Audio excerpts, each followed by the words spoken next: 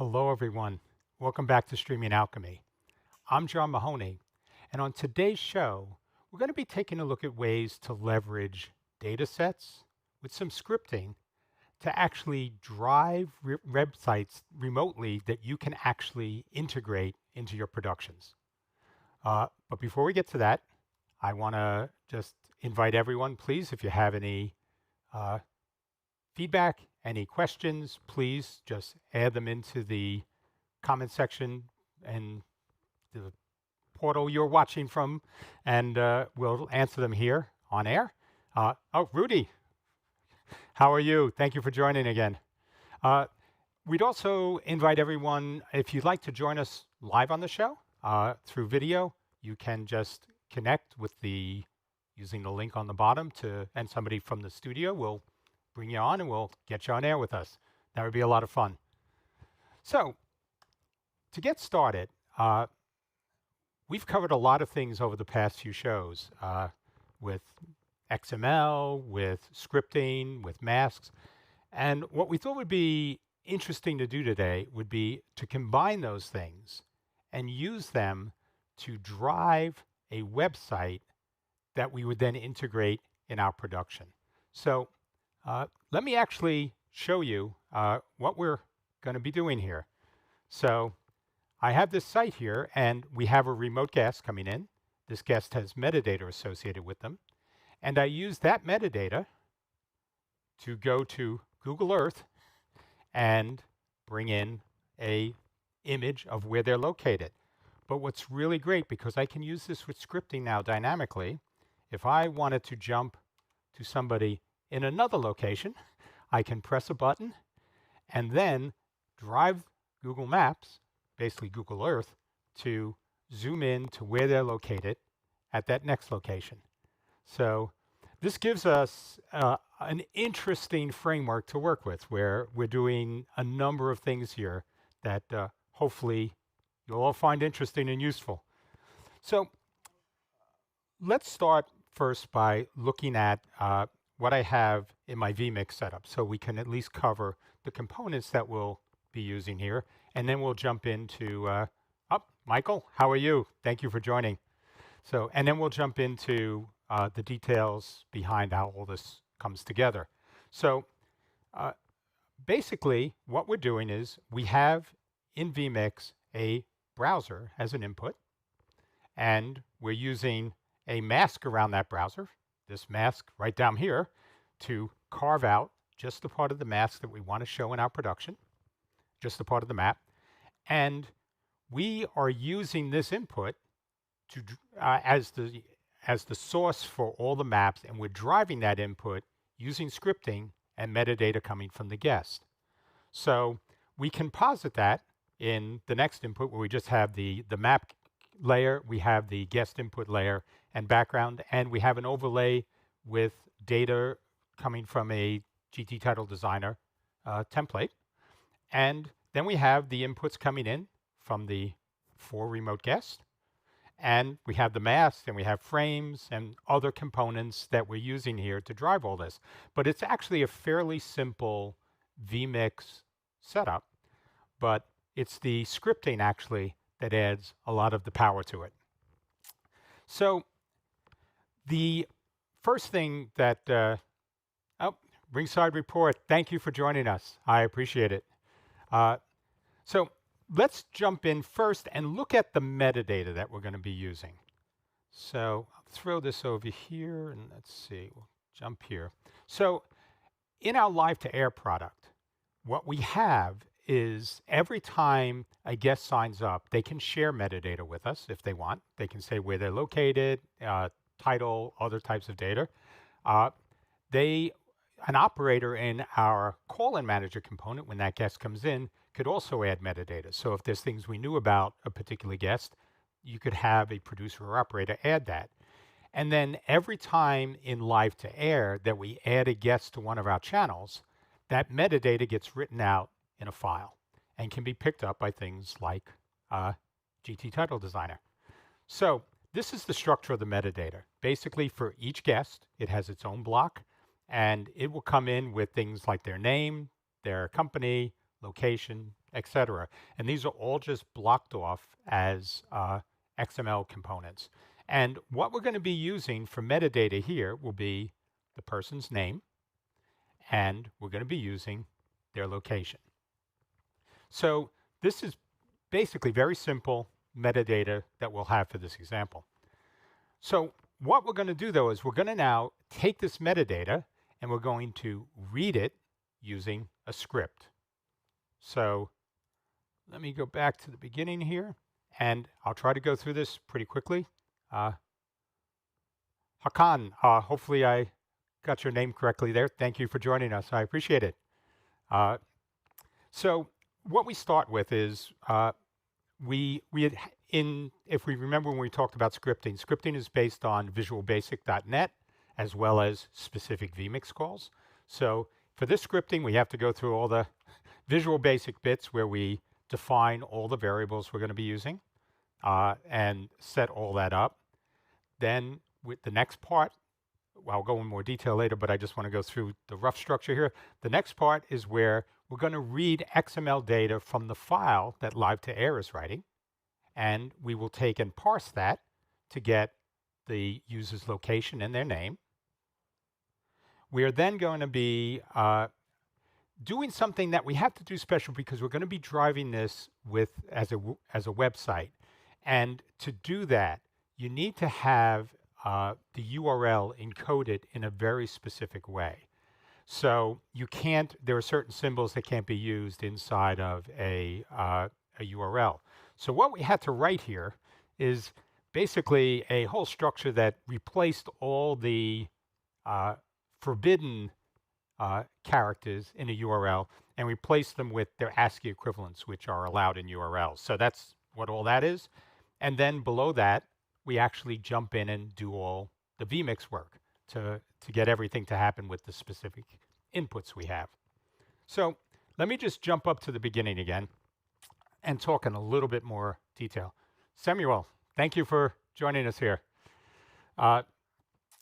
So basically what we're doing up front is we're basically identifying what inputs we're using for different functions. So we have to know what input has the map, what input has the guest video, what input is the composition, the composite that we're doing of the different layers with the map and the guest.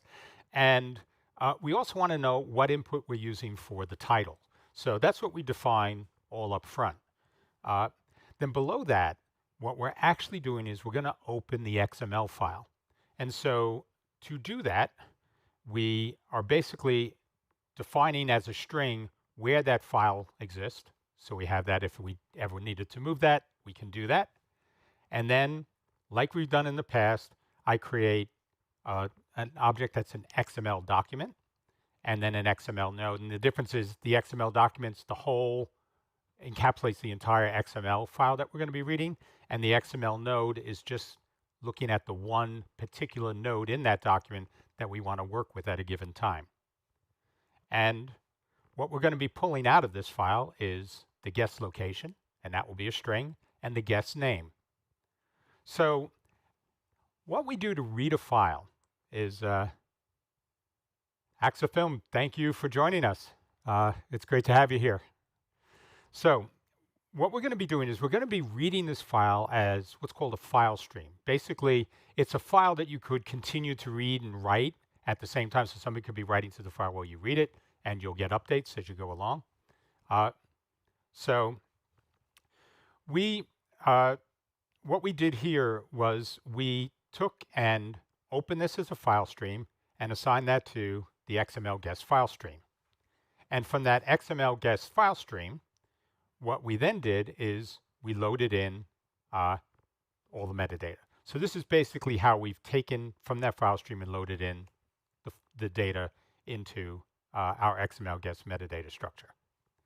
And then from there, we're going to find the node we want. And so in this case, we're looking at the script for calling up guest one. And so we're just going to look at the XML data in the structure for guest one.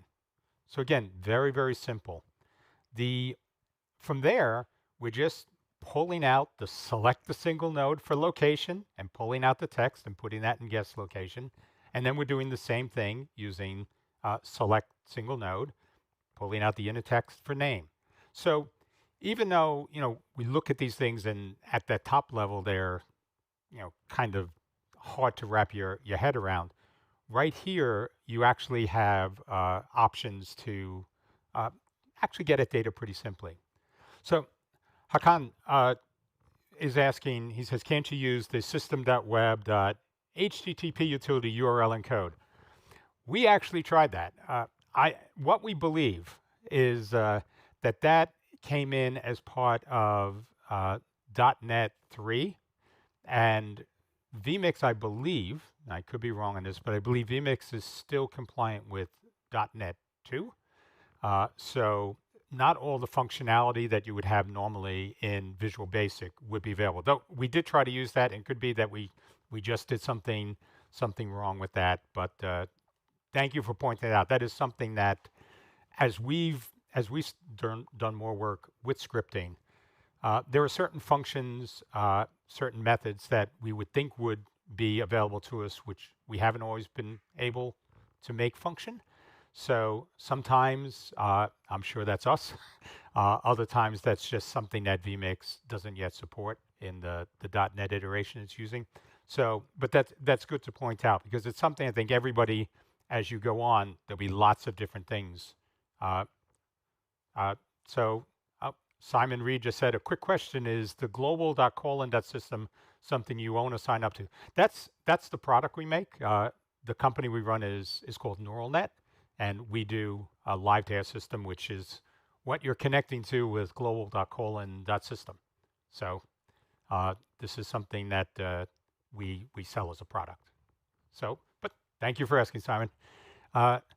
So, one of the things as you work with VB script and .NET is that you'll always find new methods that you probably didn't know about before, and it's just, as I say to people, Google is your friend. So you definitely will be spending a lot of time Googling VB net methods and different ways that you can structure things in VB.NET, even though this is primarily around vMix. So what we've done here is we've now, in this XML, we've pulled out the guest location and the guest name, and we have both of those as strings. And so the guest location is what we are using inside the URL to drive the map that we're showing on the display. So what we have to do is we have to make sure that guest location is, encoded as a proper URL string. And to do that, as Hakan was pointing out, there is a method in .NET that would normally do this. We couldn't get it to work, so we did a quick and dirty here. And what we effectively did is we came and replaced everything that you would normally have to replace in a URL to get it to be properly formed. And so that's basically going through all the non-allowed characters and replacing them with their ASCII equivalents, which will work fine inside of a URL. And so the way we do that is we are basically taking what we have the string to encode, which is our guest location, and we are doing a replace for each one of these symbols with, and replacing that in the string with the ASCII codes for them. And that's all we're doing down here, just going through this. One got you on here is the percent up here. You have to do that first, because percent, if you were to use percent as a non-ASCII character, you could end up destroying all of the other things you do where you're replacing them with ASCII characters. So if you got rid of all your percents with %25s, that would replace all of these as well. So you got to do the percent first to make sure you get that taken care of, and then you can just go through all of the other symbols in order here. But when we're finished now, we have everything we need to drive vMix. So the first thing we do, we're going back to vMix functions, and the first thing we're going to do is we're going to take and in our overlay that we have on the composited image. So let me quickly jump over here, see if I got this here. So get GT title design. So here is, send this out. So here is the overlay that we have here. And it's fairly simple. It's just a text which has the image. Uh, sorry, it's text on top of a rectangular image for the location, and text on top of a rectangular image for the person's name. And what we're doing, let me open GT Title Designer very quickly. Okay, we'll just open this. So we just have these in Title Designer as named objects that we've composited. So I have the guest name, and I have the guest name background, and I have the guest location and the guest location background. Very, very simple as a title goes. But let me close out of here now. So what I'm going to do, if I jump back over here to the scripting, so what I'm going to do is I'm going to set the text in these. So that's input 14. And what I'm doing is I'm looking for the name of the object in Title Designer, which is, in this case, guest location.text and guest name.text. And I'm going to assign a value to it.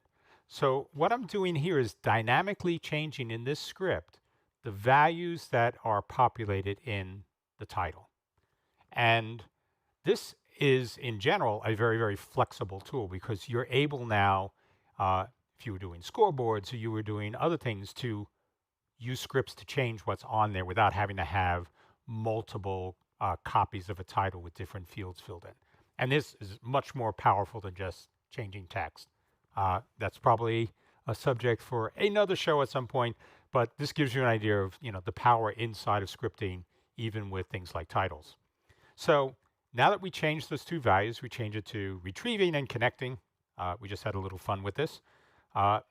And then what I'm doing is I'm turning on a different layer in the composite input to basically cover up everything that we have. So what I'm doing here is I'm turning on basically the static image that you saw in the initial show we did, the initial demo we did of the output, and telling the browser now to go and connect to the location that that guest is at.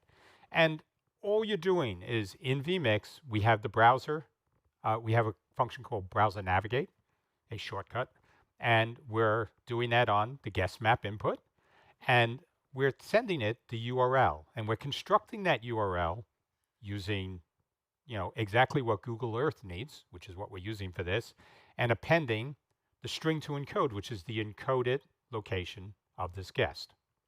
And so once we have all of these things turned on, this kicks off that browser motion. And the interesting thing about the browser motion is that it takes a while for the browser to, in Google Earth, for that to start up. So that's where we did that thing where we put up the little image with acquiring. And that's also why we sort of matched that up with the static that we put over the guest image. It was really a way to give us a break so that the map, the Google Earth map, could start up and start its motion, and then we switched them back off. So while we did this just turns on the static, which is what we have here with the multi-view layer on, and we sleep for just over 3 seconds, and then we go back and we turn on the guest input, so you can see the new guest that we have selected, and you also see now that we set the layer so you can see everything now we're doing to basically to structure everything back to what we need with the new lower thirds and all the data filled in. So this is basically, we cover everything up, make the move by driving the browser in vMix, and then we end by setting up the lower thirds with the correct guest name and guest location. So that is really the total flow of everything we have with the scripting. So it's a very straightforward script. It reads an XML file, parses it, creates a URL from that XML file, takes the guest name, takes their location, and then drives vMix using a set of short to do this.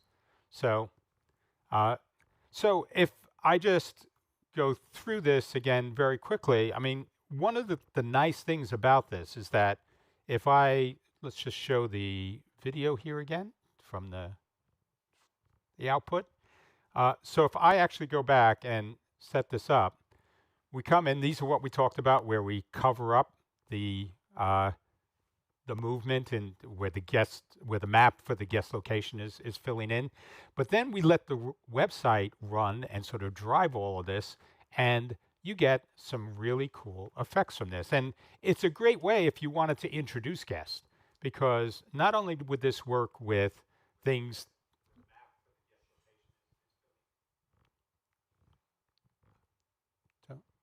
So I think that what we're looking at here with everything is that we have uh, you know different unique ways to introduce guests. The more we're doing with remote guests, the more that we have guests that are trying to uh, have unique ways of presenting themselves on screen.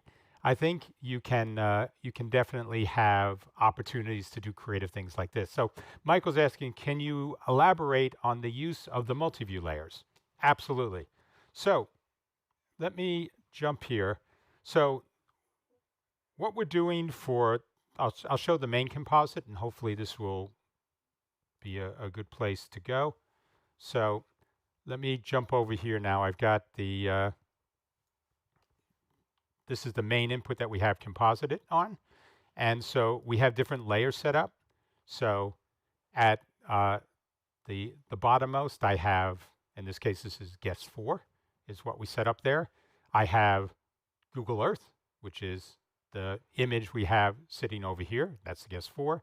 And then I have this little marker up here for where they are. And then at the very top layer, I have the guest overlay, which is all that information we were driving with the details about the guests, their name and location. So everything you see here, this is the overlay pieces, the guest input, the website that's displaying their map location, and then just little iconography we had there to sort of spice up what we're showing.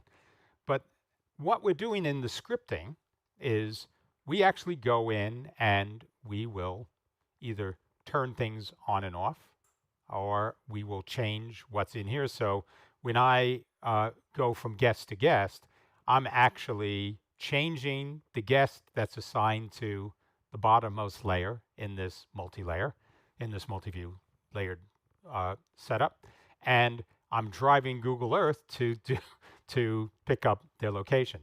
So this is basically how we're using the layers in this production. So it's fairly simple structures. Everything we did, we tried to build around sort of very common vMix tools, but just again, leverage that scripting as the special sauce that you can bring. So, and what we're doing with, I mean, the other thing we use layers for is for, the Google Earth maps. And the way we did this is very simple. We have this thing called acquiring target overlay, where that's the little graphic we put up there as the map starts to move initially. And we can just turn that on and off. So we are actually doing set the multi-view layer is on or off. And that's all we're doing here. We just turn this on. So if I were to actually like switch this on here as you're watching, that just puts that acquiring target and hides what's going on behind the curtain as the map is initializing and starting to move. So that's basically the ways that we're using layers inside of this. So let's see what else. So where does the XML guest data come from? Okay, let me see if I can.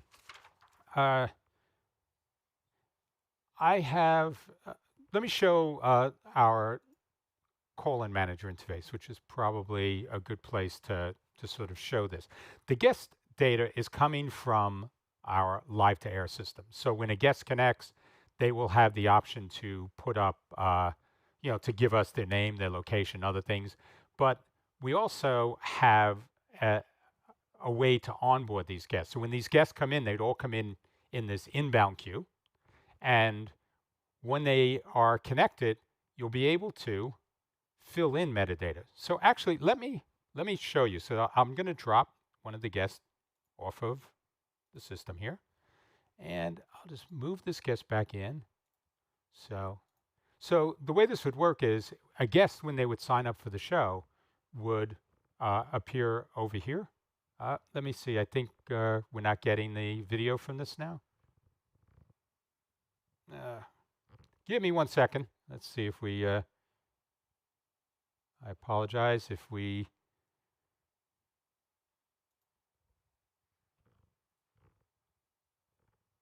Okay. So I think we are back. So what I have here is this would be what you'd see if a guest were coming in. This is how we would bring guests onto the show. I have the ability to connect with that guest, and that guest would see me as the operator. I'd see the guest. I can look at all their technical stats coming in, so I know, what their incoming, outgoing bandwidth are, frame rates, other things. Uh, I can also see all of their cameras, mics, things, and change any of that if I need to. But the interesting piece for this is that I can actually come down and add metadata for that guest. So as we're working with a guest, this would be something where, say we had something where they weren't going to be at Mount Rushmore. Say the guest was going to be at the Capitol building. Let's see. I'll just. Oh, okay. Hold on. I think the screen capture from this is a little dicey. So I apologize. So. Well, I'll just go through this very quickly. So if I could actually change, so I'm just changing the location that this guest is at. If you look down there, we have a location which right now says Mount Rushmore on there. So if I go Capitol Building, Washington, D.C. So I'll just change that and save that. So now what I'm going to do is I'm going to send this guest in, and I will actually now pick them up. So this was,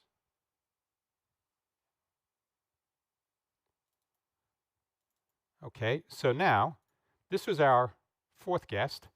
And so I just changed their location to Washington, D.C. And I'm sorry we had the issue with capturing the screen here. So now if I jump over and say, let's select this guest again, it should now pick up the metadata that we put in. So the Capitol building in Washington, D.C.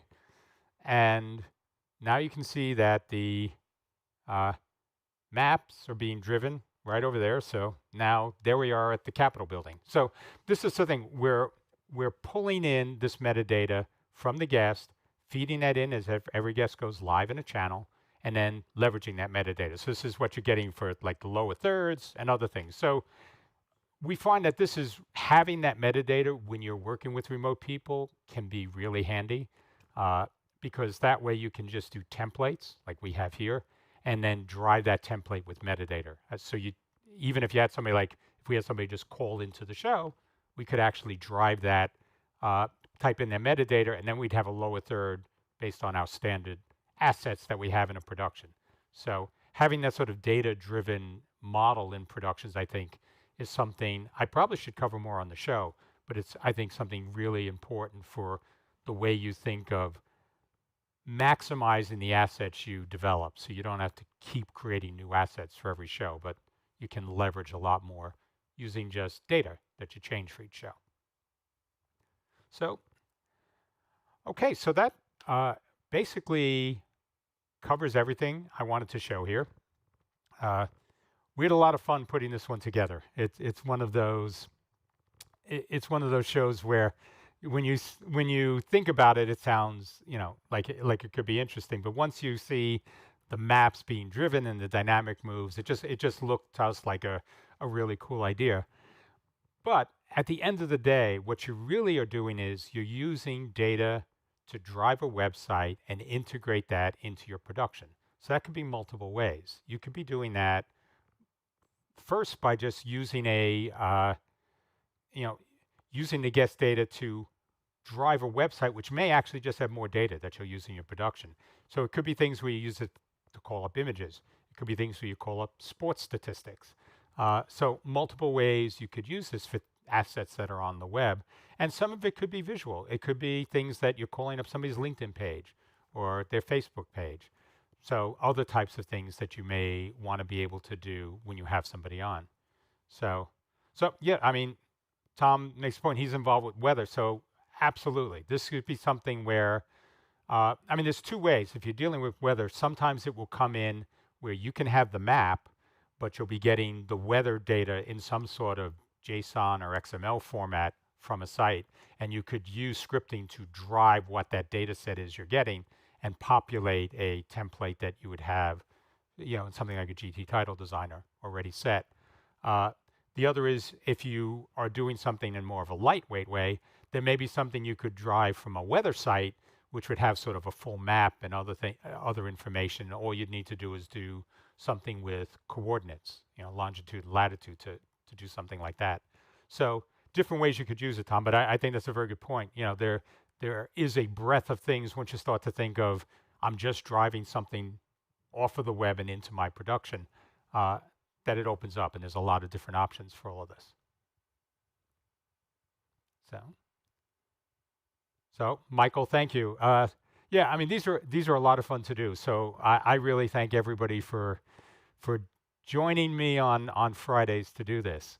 So, but I think for today's show we've covered everything. We will be uh, staying after for our post show.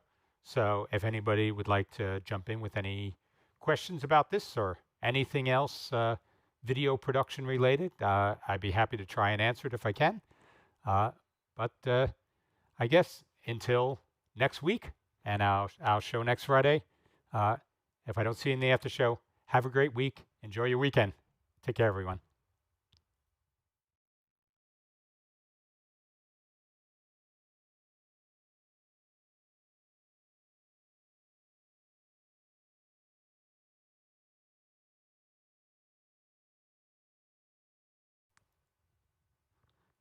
Hello, everyone. Welcome back to the after show. So this was kind of fun to do because we started out uh, when we were thinking of this. Uh, One of the guys here actually came back and said it'd be great if we could combine all the things that we've been covering into sort of one broad use case show. And we bounced around a few ideas, and this seemed to be an interesting way to do this. But so, I mean, a few things I just want to sort of footnote in this, and I will be doing this. When you use Google Earth, there are certain credits that need to be given. So we were bouncing around, and I will get those credits up in the show notes when we put them up formally.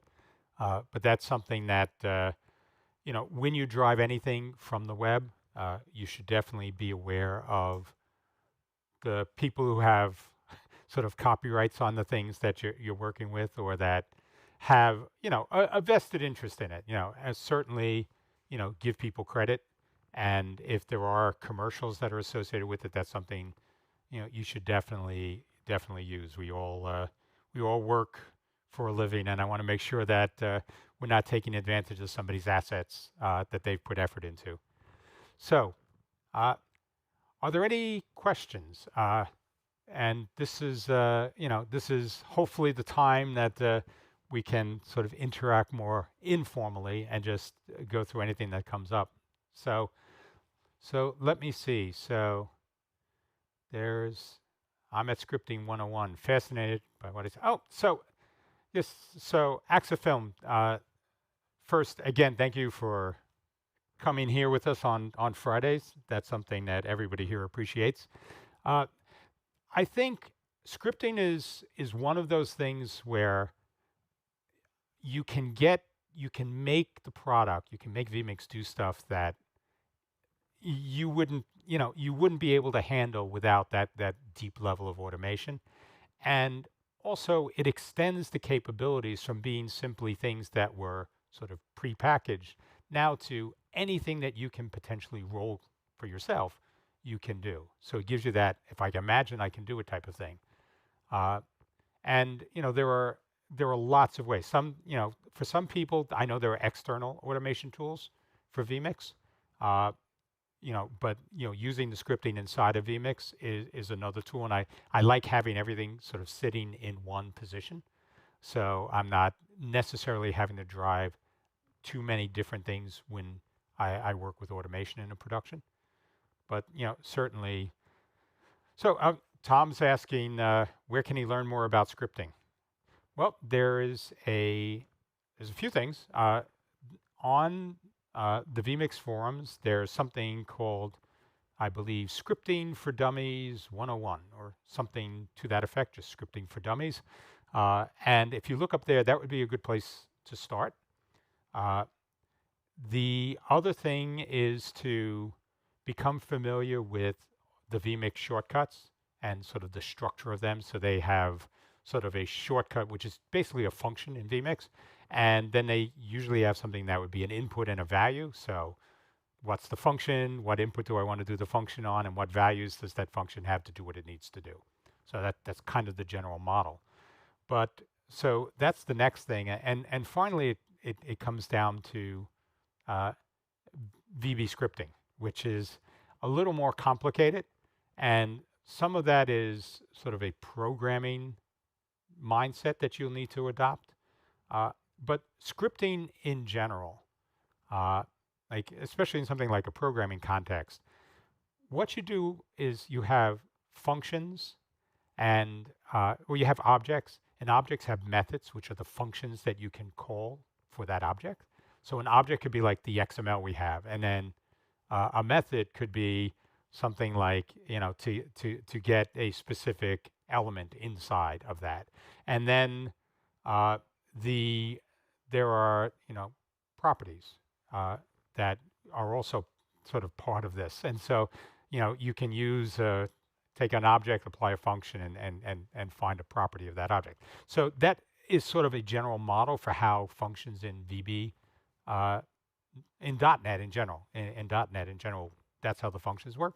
And then you use the other scripting tools like loops and variables and different types of conditionals to actually make the scripting really smart, where you can look at the state of things and then from there make a decision as to what you want to do. So, for instance, in scripting, I could look and say, do I have one, two, or three guests connected to my system, and use the script to decide which multi-box do I throw up, and do things that now are much more intelligent because they can look at state and make decisions on state to how you drive the production. So it's not always up to you as the operator. You can just say, I'm talking to my guests now, and the script will worry about who gets displayed and what's the layout of those guests. So, so yes. So Axifilms is asking, and this is something we were actually looking to do from the previous shows we did about sharing the script. So absolutely, what we think we're going to do for this is we're going to probably set up something on GitHub, and we're going to put the scripts up there so that everybody that wants to would be able to access them. And and then if anybody wanted to contribute or add any refinements or other things, that would be something that it would be available for as well. So we can sort of make it a community hub. Uh, the other piece is there is a new scripting for vMix group that just started up on Facebook. So if you want to join that, there will probably be people sharing information there as well. I know we're a part of that, and hopefully that will be something that will grow and be useful, filling this role as well. So, so, so let's see. How do you manage your scripts in vMix and Git? So what we actually do is we actually manage the scripts. And let me uh, see. We use Visual Studio, so Visual Studio Code, uh, and we create the scripts there, and we sort of copy and paste them into uh, vMix. And the thing about Visual Studio is that when you're working with uh, when you're working with a file like this, you actually have structure around it. So you can see here as you go through all this stuff, it's color coding things. It's giving me some level of indentation for what's here. So it's much easier to write code in something like Visual Studio than it is in just a flat text editor. And then you save all these as files. And you basically just keep them in a library of all different scripts, and you have the documentation for them. And that's how we normally manage scripts that we would be using for these shows. Uh, it can be different ways for everybody. If you are going to be changing scripts a lot, uh, you may actually even want to get something that's more of a source control tool, where I can check a script out, make changes, then check it back in. But when you use source control now, you actually can go back to a previous version. So if you use that for a previous show, you could always just sort of roll back and say, let me get the script that I was using 2 weeks ago, because this one isn't doing something right. So it gives you more of the code control around that. And when you check in and check out, it lets you add notes so you know what changes were made and why were those changes made. And that gives you another way to sort of keep a management framework around it. So uh, this is definitely something that is going to be different for everybody. Nuno, hello back from not so sunny New Jersey in the States here. I'm glad you got to join us here. But so, I think for everybody, it's going to be, something will work for you. So can I use Adobe Dreamweaver? Tom's asking about Adobe Dreamweaver.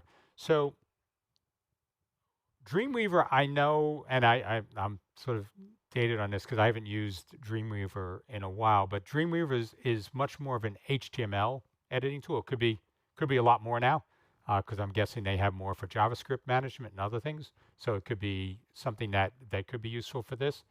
But I would always be careful that whatever tool you use isn't going to be adding anything on its own, sort of without you. In scripting, you want to be sure that it is exactly what you typed and it isn't making change. It can make suggestions, like Visual Studio will give you suggestions for what you could do as you type, but whatever it is you pick, you keep. So I would just make sure, but it's very possible that Dreamweaver in the current iterations of the Adobe suite will actually do that for you. Uh, but just a warning, just like I wouldn't use something like Word because Word's adding other formatting data. So if you try to sort of load that into something like vMix or another editor, it could cause all sorts of problems. So you want something that is going to store the script itself as raw text, so you'd be able to use it. So yeah, and the other thing is, you do need, as was pointed out, you do need someone to manage all of this because scripting, can get out of hand if you're not careful. So things like you should definitely document inside the scripts, document exactly what you're doing. You should use variable names that sort of are indicative of what their purpose is. So sort of general good practices for that, and that's going to make it a lot easier to maintain the scripts. And I do think archiving them, certainly if you reach a point with a script where you think it does a full, complete job, sort of save that off on its own. And then if you're going to make changes after that, do that sort of from another copy. And so say that's V1 and then I go to V2 and V3.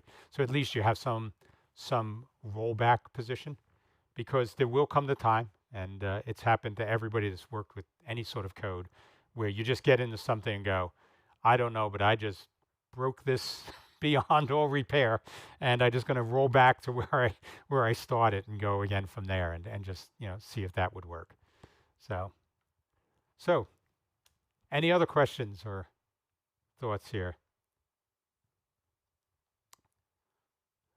So yeah, I mean, Visual Studio, yes, that will work with GitHub as version control, and the Visual Studio Community Edition is also free. So I think as a combination, even though it's a very sophisticated code editing tool, the fact it's available for free from Microsoft is a great thing. And if you can get good tools for free, uh, I'm in line for that. So that's definitely something to look into. But yes, I mean, and using Visual Studio with GitHub is another way to do this, and that way you can save them and pull them down. And hopefully that's part of what we'll be able to do. Uh, so, Terrell, uh, so we can't really start over, but uh, if I'd be happy, let me see if I just have this over here. If we can I can show you what we covered, which just if we just do the vMix screen here, this will work. We set up something which lets you drive Google Earth using metadata about a guest. So when you call up a guest, you can have Google Earth navigate to the location of that guest on a map. So you'll have to look at it here in the little box here. But so let me get here. So if I were to go and change the location, change the guest to another guest, it'll now call up the other guest, but then move on Google Earth to the new location. So So, so that's basically covered the scripting behind this, and this is something that certainly if you have any specific question, I'm happy to answer. But you can certainly get a sense of what we were talking about and how we drove this using scripts and masks and overlays with everything that we've covered in the recent episodes. So, can you use UV maps similar to the mask? Yes, you can. Effectively, what a UV map is going to do, it forms a sort of a one-to-one coordinate system.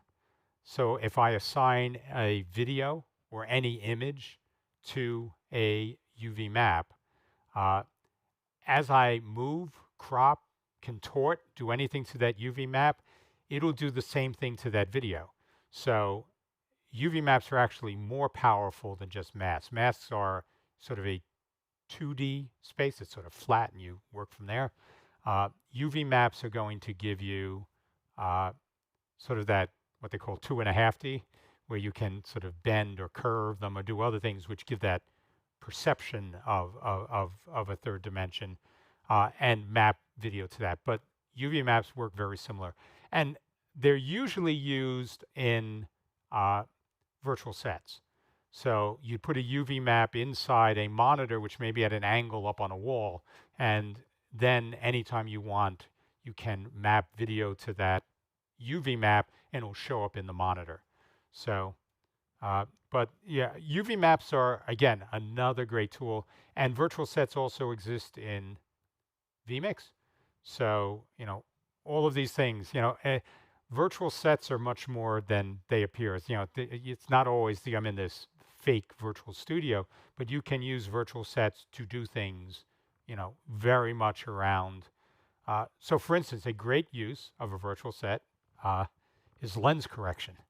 So you can use a UV map and distort it the opposite way that a lens may distort as you get to the corners, just like nudge it up and down. So you can actually take a video coming from a non-perfect lens and make it look perfectly linear. So, I mean, there are lots of clever ways to use UV maps in non-virtual, traditional virtual set production inputs. But that's, UV maps in general are a great tool for these kind of things.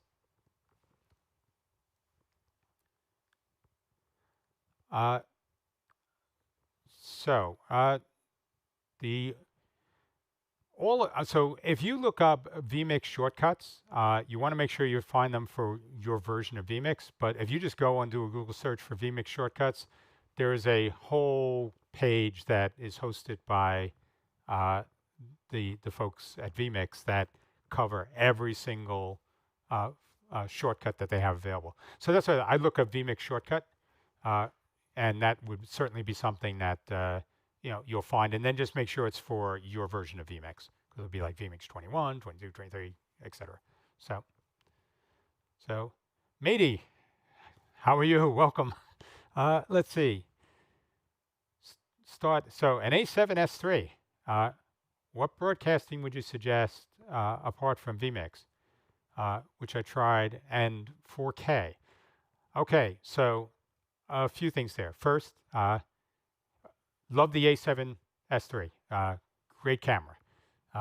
It also, is going to give you very shallow depth of field. So the only caveat on that is that you make sure that you are using it where you have sufficient light to sort of manage how you have, how much depth of field you're going to get. So that would be one thing I'd say for that.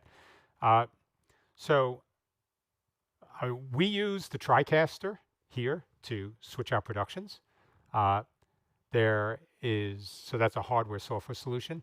There is also OBS, which is free, OBS Studio, which is free software. So there are, multiple options for getting started with this. There are also web-based switching solutions that are, just pure web-based. So, I think like Mimo Live. I know there are others that are out there that you can use that will basically be treating everything like webcams and feeding them up. So that's another approach. 4K is something that I would just say it can be a great tool, but be careful with it because processing 4K video will take more, GPU and CPU to do, and most people won't be able to see it as part of a stream. But if you wanted to use that as a way to cut different 1080 slices, basically like a virtual PTZ, they would call it, where you can take one really large image and move around in there, to sort of say, this is what I want to show the audience. So it gives you the ability to do certain things with a single camera that can make it look like a multi-camera production, or that you have somebody tracking you with a camera.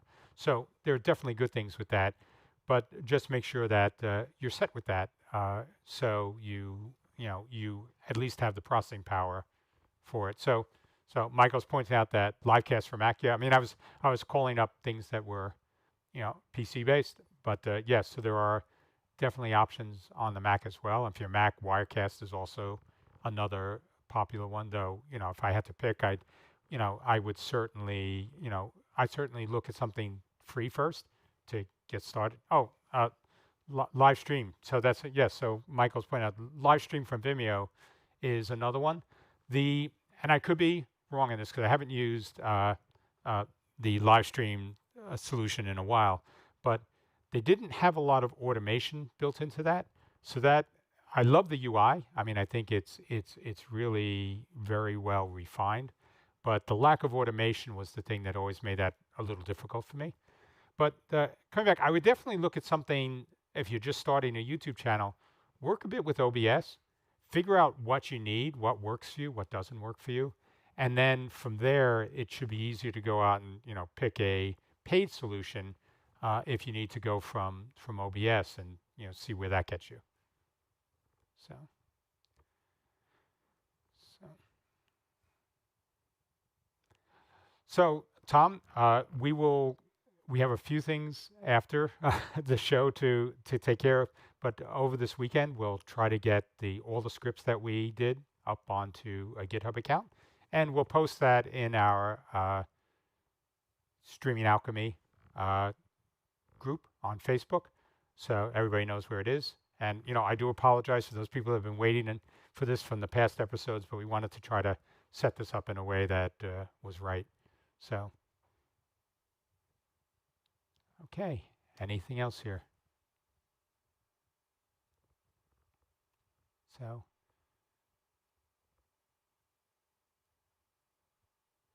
let's see. So AXA mentioned that it's the difficult part is extracting selected description text. So yeah, so in terms of everything you do with accessing XML data, uh, there are different ways to get at it. So in vMix, you can actually do it as if you were you're reading it as a vMix as an XML source and keeping it as a data source. So there's a whole data source interface inside of vMix. You can also open them as XML files using scripting and pull them out from there.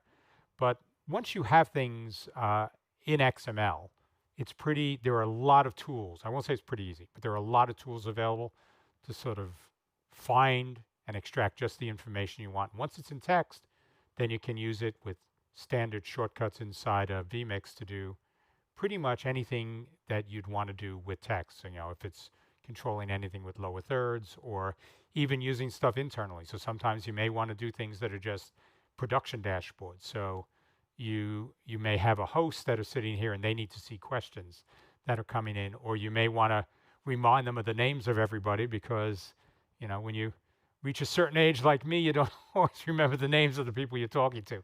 So having a little reminder at the bottom can be helpful. So, things like that that you may use on the production side. Okay, so do we have any other questions or anything else anybody'd like to talk about? So I'll give you a chance because I know things get into us a little bit later than you send them. But I just want to mention that this past week I had the privilege of joining Tom Sinclair on the Streaming Idiots show this past Wednesday. And if you aren't on Streaming Idiots, that would definitely be a group that would be fantastic for everyone here to join. Uh, it is an incredible community, and they have so many people with so much knowledge that are sharing ideas and approaches and methods. So if you get the chance, definitely go over there and join the group because it would be something that'd be a lot of fun.